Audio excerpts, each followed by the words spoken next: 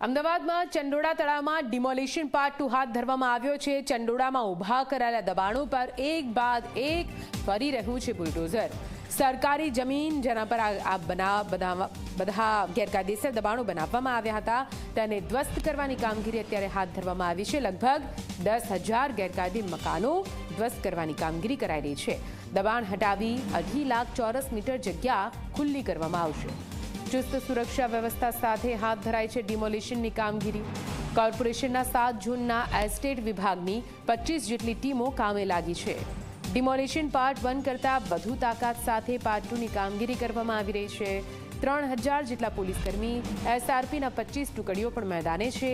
આ સમગ્ર વિસ્તારમાં 15થી વધુ હિટાચી 25થી વધારે જેસીબી મશીન હટાવીને દબાણ હટાવવામાં આવી રહ્યું છે।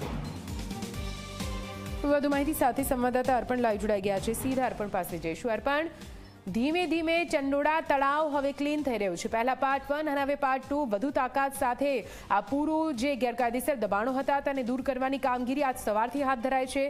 અત્યારે હાલ કેવા દ્રશ્યો ત્યાંથી સામે આવી રહ્યા છે અર્પણ?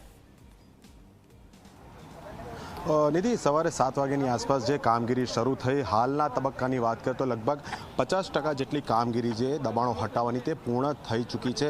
હાલમાં ફરી એકવાર શહેર પોલીસ કમિશનર સહિત શહેર પોલીસના ઉચ્ચ અધિકારીઓ, ક્રાઇમ બ્રાન્ચના અધિકારીઓ, સ્થાનિક ઉચ્ચ અધિકારીઓ પહોંચ્યા છે। સાથે જ અમદાવાદ મ્યુનિસિપલ કોર્પોરેશનના 2 ડેપ્યુટી કમિશનર પણ અહીંયા પહોંચ્યા છે। એટલે જે કામગીરી ચાલી રહી છે સતત તેની તેઓ સમીક્ષા કરી રહ્યા છે।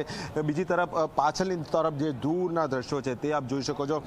પ્રથમ તબક્કા અંતર્ગત જે કામગીરી કરવામાં આવી હતી તે બાદ આજે પણ આ જ સ્થળે ફરી કામગીરી શરૂ કરવામાં આવી। મહત્તમ જે વિસ્તાર છે તે ગેરકાયદેસર દબાણોથી બંધાયેલો હતો તે તમામને દૂર કરી દેવામાં આવ્યા છે। એટલે હાલ તમામ ઉચ્ચ પોલીસ અધિકારીઓ, વહીવટી અધિકારીઓનો આ કાફલો જે છે તે ચંડોળા તળાવની મધ્યમાં કે જ્યાં ખાસ ડોમ બનાવવામાં આવ્યા છે, જ્યાં અધિકારીઓ આવીને આખી આ કામગીરીની સતત સમીક્ષા કરી રહ્યા છે। એટલે કેમેરા પર્સન મુકેશને કહીશ મારી સાથે આવે અને આગળની તરફના જે દ્રશ્યો છે તે પણ આપણે બતાવવાનો પ્રયત્ન કરીશું એકવાર, કારણ કે આપણે ચંડોળા તળાવની તમામ દિશામાં સતત ફરી રહ્યા છે। સવારે જ્યાંથી અહેવાલ દર્શાવ્યો હતો તે બાદ અન્ય લોકેશન ઉપર ગયા, હાલમાં અન્ય લોકેશન ઉપર છે। એટલે આ કામગીરી જે છે ચારે તરફ ચંડોળા તળાવની ચારે તરફ ચાલી રહી છે। એક સાથે એક સમય જુદી જુદી ટીમો દ્વારા અતિ વિશાળ મશીનરીથી જે પાકા મકાનો છે તેને સંપૂર્ણ જમીનદોસ્ત કરી દેવામાં આવ્યા છે। આપ જોઈ શકો છો હાલમાં ધોમ તકતો તાપ છે। લગભગ 12:30 વાગ્યાનો સમય થવા આવ્યો છે। એટલે સ્ટાફે હાલ થોડોક વિરામ લીધો છે, કારણ કે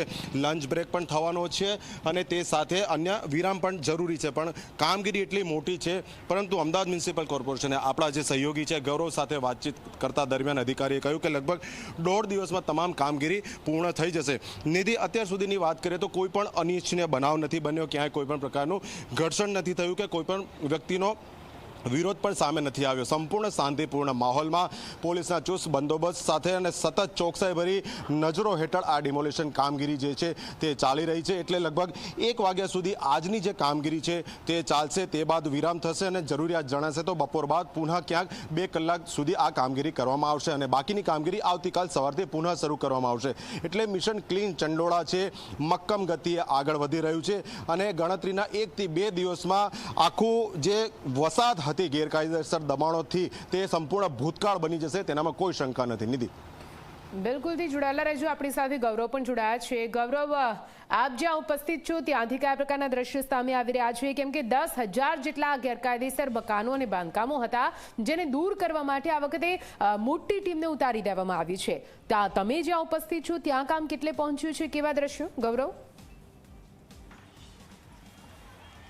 નિધિ, વાત કરીએ તો અમદાવાદ મહાનગરપાલિકાની ટીમ અને પોલીસની ટીમ એક સાથે અનેક મોરચે કામ કરી રહી છે। જે પ્રકારે સવારે 7 વાગ્યાથી ડિમોલિશનની કામગીરીની શરૂઆત થઈ, ત્યારબાદના દ્રશ્યો તમે જોઈ શકો છો કે સવારે 7 વાગ્યે જ્યાં આપણને ગેરકાયદેસર મકાનો, ગેરકાયદેસર વસાહતો જોવા મળતી હતી તે અત્યારે હાલ સંપૂર્ણ કાટમાળમાં ફેરવાઈ ચૂકી છે। અને ન માત્ર કાટમાળમાં ફેરવાઈ ચૂકી છે, અમદાવાદ મહાનગરપાલિકા દ્વારા જે કાટમાળ છે તે ઉપાડવાની કામગીરીની પણ શરૂઆત કરવામાં આવી છે, કારણ કે એટલો મોટો કાટમાળનો જથ્થો સમગ્ર તળાવની આસપાસ જોવા મળી રહ્યો છે। એ ક્યારે પૂરો થશે, જો એક્શન પ્લાન હાથ ધરવામાં નહીં આવે તો ક્યારે પૂરો થશે તે સૌથી મોટો સવાલ છે। કારણ કે 10,000 મકાનોનો કાટમાળ તો આજનો જ છે। આ પહેલાં જે ફેઝ 1માં મકાનો તોડી પાડવામાં આવ્યા હતા, ગેરકાયદેસર મકાનો તોડી પાડવામાં આવ્યા હતા, એનો કાટમાળ પણ છે. આ જે કાટમાળ છે તે એએમસીનો જે ચોક્કસ પ્લાન્ટ છે તેમાંથી વેસ્ટમાં જે બેસ્ટ બનાવીને તેનો ઉપયોગ કરવામાં આવશે, પરંતુ એ પ્લાન્ટની ક્ષમતા પણ આ કાટમાળ જેટલી છે કે જે તેનું ફરીથી રિસાયકલ કરીને ઉપયોગ કરી શકે તે મોટો સવાલ છે. સૌથી મહત્ત્વની વાત છે કે જે 10,000 કાચા પાકા મકાનો બન્યા હતા તેમાંથી જો કોઈ વ્યક્તિ પુરાવા રજૂ કરશે વર્ષ 2010 પહેલાંની અહીંથી રહેવાના તો તેને વૈકલ્પિક વ્યવસ્થા આપવાની વ્યવસ્થા પણ અમદાવાદ મહાનગરપાલિકા દ્વારા કરવામાં આવી છે. સૌથી મોટી વાત કે જે ગતિએ કામગીરી ચાલુ રહ્યું છે, જેસીબીની સાથે હિટાચી મશીન પણ ઉતારવામાં આવ્યા, કારણ કે જ્યારે પહેલા તબક્કાની ડિમોલિશનની કામગીરી હતી ત્યાં માત્ર જેસીબીથી કામગીરી કરવામાં આવી હતી, હિટાચી મશીન ઉતારવામાં આવ્યા ન હતા, માટે તે સમયે થોડો સમય તંત્રને વધારે લાગ્યો હતો.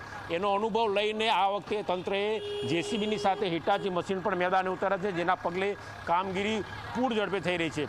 જે અંદાજ સેવાતો હતો કે આવતીકાલ સાંજ સુધીમાં અથવા તો પરમ દિવસે સવાર સુધીમાં ડિમોલિશનની કામગીરી પૂર્ણ થશે, પરંતુ જે ગતિએ સવારે 7 વાગ્યાથી લઈને 11 વાગ્યા સુધી કામગીરી થઈ, જે મકાનો ડિમોલિશ કરવામાં આવ્યા, એ જોતા એવું લાગે છે કે કદાચ આવતીકાલ બપોર સુધીમાં આ જે ઓપરેશનનો પાર્ટ 2 છે તે પૂરો કરો, કારણ કે આવડું મોટું ડિમોલિશનનું કામગીરી કરવાની હોય ત્યારે અમદાવાદ મહાનગરપાલિકાનું આખું તંત્ર કામે લાગ્યું છે. એસ્ટેટ વિભાગના જેટલા ઝોનની જેટલી ટીમો છે તે બધી અહીંયા કામે લાગી છે, એટલે એક જ ટાર્ગેટ સાથે ટીમો કામ કરી રહી છે ત્યારે બીજા કામ સંપૂર્ણ ઠપ થઈ ગયા છે.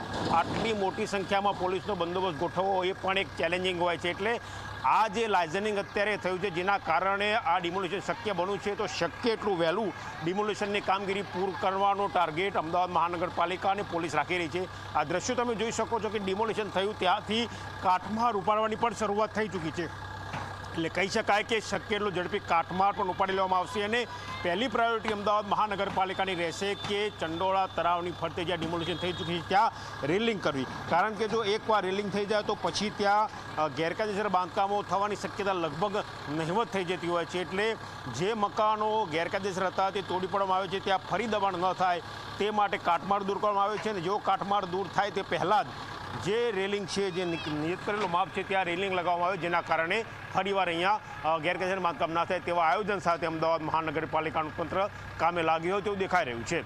નિધિ, બિલકુલથી આભાર બંનેને જોડાવા બદલ અને માહિતી આપવા બદલ. નજર રાખજો, ફરીથી આપની પાસે આવીશું તો ઓપરેશન ક્લીન ચંડોળા પાર્ટ 2 અંતર્ગત કેવી રીતે અલગ અલગ જે ડિમોલિશનની કામગીરી છે તે હાથ ધરવામાં આવી રહી છે. બે દ્રશ્યો ટીવી સ્ક્રીન પર જોઈ રહ્યા છો. આ પહેલાના દ્રશ્યો જુઓ, જે રીતે પૂરું બાંધકામ કરી દેવામાં આવ્યું હતું તેના ડ્રોન દ્રશ્યો, અને તે બાદ અત્યારે જેસીબી દ્વારા તમામ બાંધકામને તોડવામાં આવી રહ્યા છે.